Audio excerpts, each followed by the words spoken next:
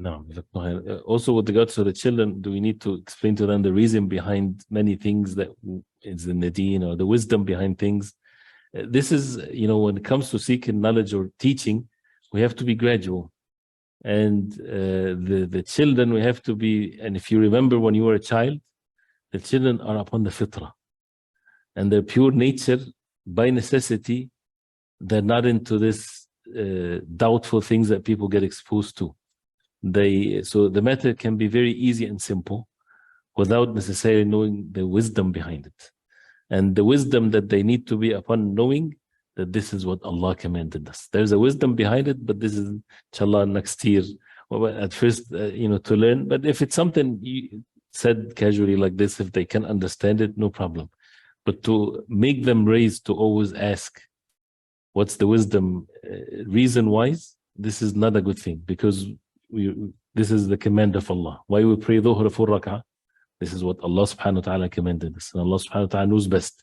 There's a great wisdom behind it, but we are ibad to Allah subhanahu wa ta'ala. We worship Allah subhanahu wa ta'ala that way. Why this is haram? This is because Allah subhanahu wa ta'ala is the one that forbade that from us, and He knows best. Now, it makes the human being humble. As we said, why dhuhr 4 rak'ah?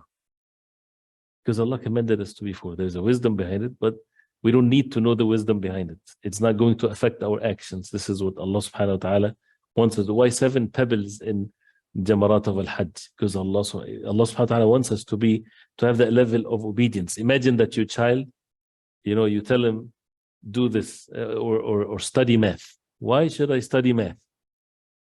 And if he's not convinced, he's not going to study. Then he's going to go to the exam and flunk. Sometimes he has to learn that to listen and to obey.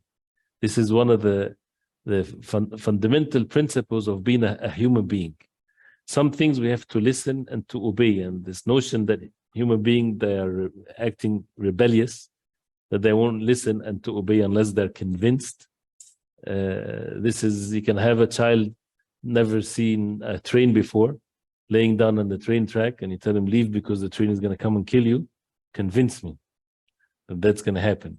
So to train them to be obedient in matters of ma'ruf, this is part of the right upbringing. You have a group of people do this when they go to work. The CEO makes a decision. Why is that?